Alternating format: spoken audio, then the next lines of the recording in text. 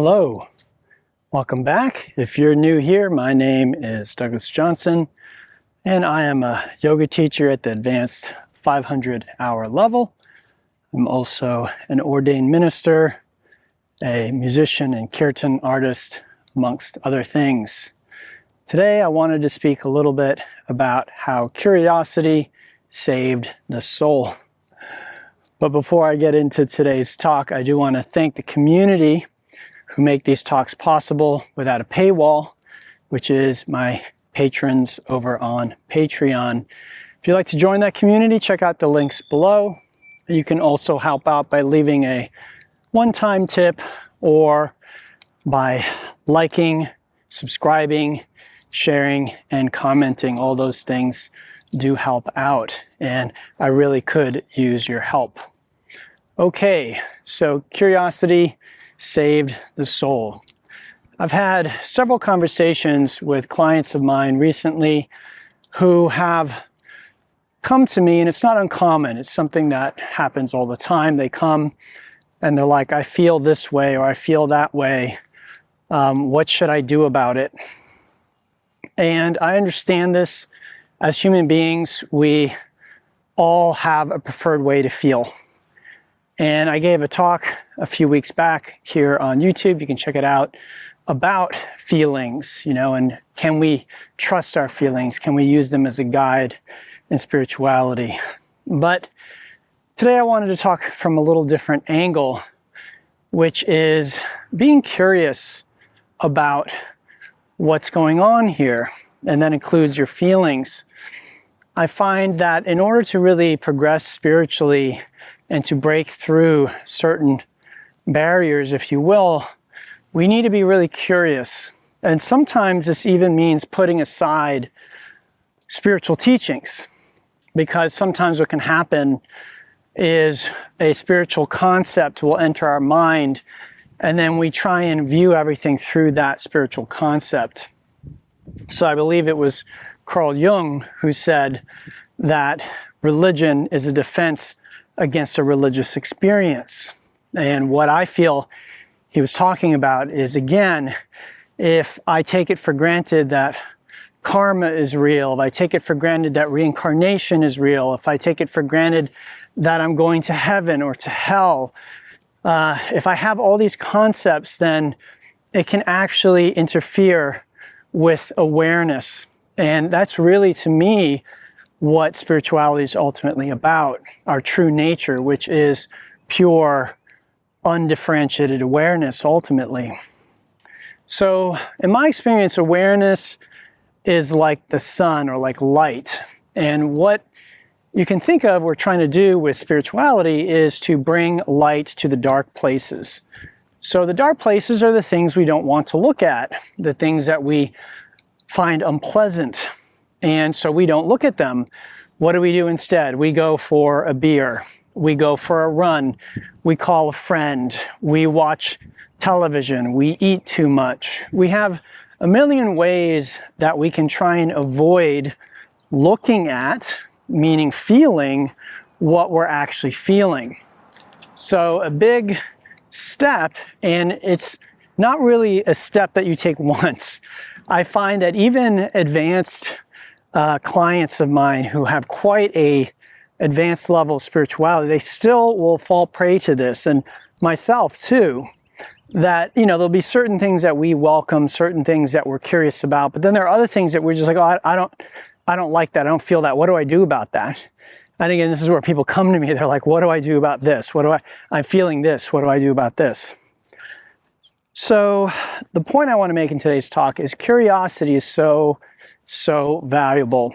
Putting aside what we think we know. And I've spoken before about welcoming emotions and feelings that we find unpleasant, but beyond that, being curious. And it is possible to actually interact with negative feeling or emotion almost as though it's a separate being. So you can actually get still and get quiet. That is the foundation for pretty much everything that I teach on this level, that we need to get quiet, get still, we need to relax, take a few deep breaths, And then we can get into a meditative state where we can ask these questions. What is it that you need? What do you want? What are you afraid of? Okay?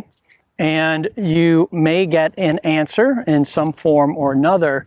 But even if you don't get an answer, just bringing your attention and awareness and that openness, right? Because curiosity is open.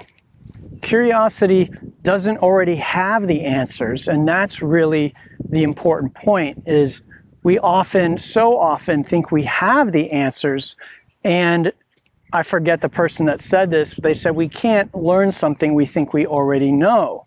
So if I think I already know that this emotion or feeling is bad, and I already know I want to get rid of it, there's no curiosity there, then I can't really learn anything. And in my experience, all quote-unquote bad things, what we call bad, negative emotion, negative experiences, these are just lessons. You could say in disguise, but you could even say they're not in disguise, they're just lessons.